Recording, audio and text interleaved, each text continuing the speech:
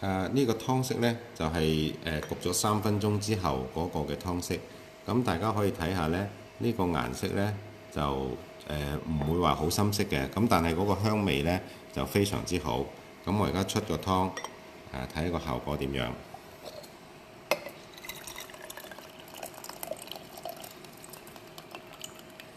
呢個呢係2018年，今年呢，就梅江嘅金花做出嚟嘅呢啲胎金茶。